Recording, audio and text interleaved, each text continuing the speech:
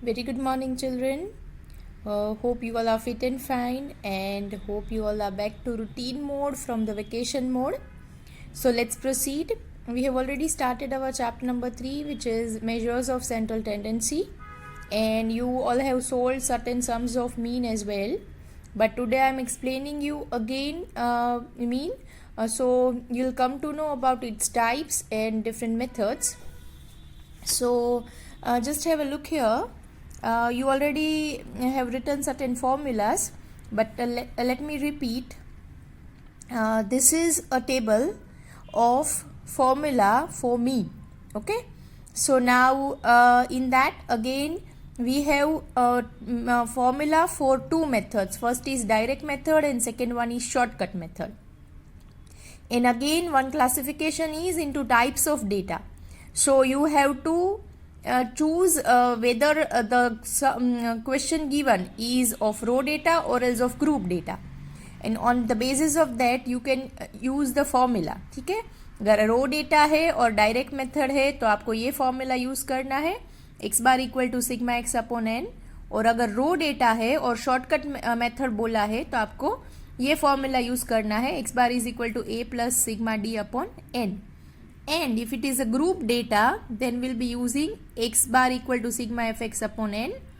और group data है और shortcut method से आपको mean find करना है, then we'll be using x bar is equal to a plus sigma fd upon n into c. Okay. Now while solving the sum, I'll be explaining you कि वो row data है या group data है. अगर आपको नहीं पता है, then I'll be explaining you while solving the sum whether it is row data or else it is a group data. On the basis of that you have to select the formula. Okay, now once again we are solving the sum of mean, and today we'll be learning row data. ठीक है, अगर आपको mean find करना है और आपका जो data given है क्वेश्चन में अगर वो रो डेटा है तो हमारा फॉर्मूला बनता है डायरेक्ट मेथड में x bar equal to sigma x upon n. और अगर आपका जो रो डेटा है क्वेश्चन में दिया है अगर वो रो डेटा है और शॉर्टकट मेथड से आपको सम करना है तो हमारी फॉर्मूला है x bar equal to a plus sigma d upon n. Okay, अब हम लोग एग्जाम्पल फर्स्ट सॉल्व करेंगे.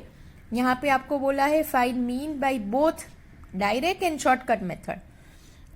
टेक्स्ट बुक में नहीं बोला है, बट हम एक ही सम में दोनों मेथड से सॉल्व करेंगे तो आपको आइडिया आएगा कि सम को कैसे इजीली सॉल्व करते हैं. अब हमारा क्वेश्चन है 7, 13, 4, 8, 6, 9, 10 एंड 4. आपको ये जो वैल्यूज है उसके लिए मीन फाइंड करना है. ठीक है, अब हम इसको बोलते हैं x. ठीक है, जो ये क्वेश्चन में जो वैल्यूज है दैट इज अबाउट x. ठीक है, सो यहाँ पे सिर्फ x है. ठीक है, तो इसको हम रो डेटा बोलेंगे. अगर साथ में फ्रीक्वेंसी भी होता f भी होता तो वो ग्रुप डेटा बन जाता. तो ये हमारा रो डेटा है जिसमें सिर्फ आपको एक ही कॉलम है available, that is x. So first we are solving by direct method. So this is our x. ठीक है, हम इसको एक कॉलम बना के लिख लेंगे जिसका हम टोटल करेंगे which is 61. So that is known as sigma x. The total of x is known as sigma x, which is 61. Now count the number of observation 1, 2, 3, 4, 5, 6, 7 and 8. So हमारा n बन गया 8. अब हम डायरेक्ट मेथड यूज कर रहे हैं तो हमारा आप फॉर्मूला देख सकते हो x bar equal to sigma x upon n. This formula is for raw data. ठीक है, और ये हमारा जो डेटा है वो भी रो डेटा है. So x bar equal to sigma x upon n. Sigma x is 61 and n is 8. So 61 upon 8 that is 7.625. आप कैलकुलेटर यूज कर सकते हो या मैं बोलूँ तो आपको कंपलसरी कैलकुलेटर यूज करना ही है. सो जिन लोगों ने नहीं लिया है डू परचेज इट. ओके, हमारा आंसर आया 7.625. अब हम लोग सारे सम्स में पॉइंट के बाद मतलब डेसिमल के बाद 2 डिजिट में इसको राउंड ऑफ करेंगे. सो हमारा आंसर है 7.625. तो ये जो साइन है वो इक्विवेलेंट की साइन है. ठीक है, तो अगर आप ये 7.625 है तो देखो आप ठीक से समझना, डेसिमल के बाद फर्स्ट, सेकेंड और थर्ड डिजिट जो है उसको आपको देखना है।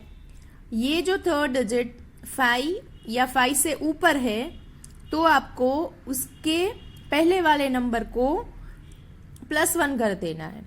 देखो अभी यहाँ पे 5 है तो हम लोग इसको 7.63 बना देंगे, मतलब मैंने 2 में +1 कर दिया है, सो इट विल बिकम 7.63। सारे आंसर्स आपको डेसिमल के बाद 2 डिजिट्स में लिखने हैं। तो उसके लिए अगर आपको थर्ड डिजिट जो है वो 5 या 5 से ऊपर मिलता है तो हम लोग उसके अगले वाले नंबर में +1 कर देंगे, सो इट बिकेम 7.63। अब और एक मैं केस बताती हूँ। 7.623 होता, अगर ये 7.623 होता तो हम वो 3 को तो नहीं लिखते, बट हम इसमें +1 नहीं करते, इसको ऐसे ही लिख लेते। तो अगर ये 7.623 होता तो हम अपना आंसर 7.62 ही रखते। ठीक है, ओके। अब यही sum, same sum will be solving by shortcut method. So हम लोग यहाँ पे 2 कॉलम्स बनाएंगे। ये फर्स्ट कॉलम है वो x बन गया हमारा। जो सेकेंड जो कॉलम है वो हम लेने वाले हैं d। अब d क्यों लिया? तो देखो हमारा जो फॉर्मूला है शॉर्टकट मेथड का वो है x bar equal to a plus sigma d upon n। तो हमको यहाँ पे d की ज़रूरत है, तो हमने हमारा जो सेकेंड कॉलम बनाया वो बन गया है हमारा d। ठीक है, अब क्या करना है आपको, जो ये फर्स्ट कॉलम हमने x लिख लिया जो क्वेश्चन में दिया हुआ है। अब हम यहाँ पे इसको अज्यूम्ड मीन मेथड भी बोलते हैं, जो आपने ऑलरेडी 10th स्टैंडर्ड में सीखा हुआ है।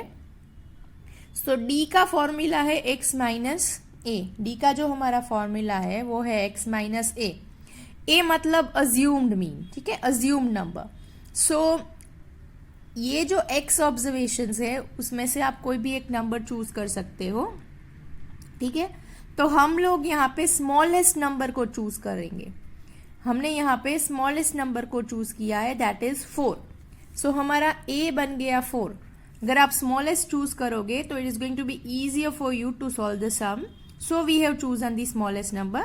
आप भी हो सके तो स्मॉलेस्ट नंबर को ही चूज करना। तो d equal to x minus A. ठीक है, तो ये है हमारा x और a हमारा है 4। सो 7 minus 4 is 3, then 13 minus 4 is 9, 4 minus 4 is 0, 8 minus 4 is 4, 6 minus 4 is 2, 9 minus 4 is 5, 10 minus 4 is 6 और 4 minus 4 is 0। ठीक है, अब हम लोग d का टोटल करेंगे जो है 29। अब हम अपना फॉर्मूला यूज करने वाले हैं x bar equal to a plus sigma d upon n। So a हमने जो अज्यूम किया है that is 4। So in the place of A we'll put 4. Sigma D, the total of column D, that is 29. तो sigma D के place पे हम लिखेंगे 29.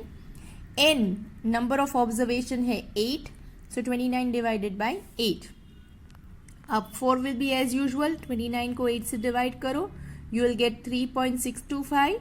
4 plus 3.625 is 7.625. And we got our answer, that is 7.63. Now, if you solve the sum either by direct method or as by shortcut method, you will get the same answer. Okay, so you can verify whether your answer is correct or not. So if you are solving the sum by both the methods, you should get the answer similar. Now, in exams, अगर आपको question में नहीं बोला है कि आपको कौन से मेथड से फाइंड करना है मीन, तो आप कोई भी एक मेथड से मीन फाइंड कर सकते हो, दोनों मेथड को यूज़ करने की ज़रूरत नहीं है। बट या अगर एग्ज़ाम में स्पेसिफाई किया है कि शॉर्टकट मेथड से सॉल्व करो, तो आपको शॉर्टकट मेथड का फॉर्मूला लेके फिर ही वो मेथड से सम को सॉल्व करना है। ठीक है।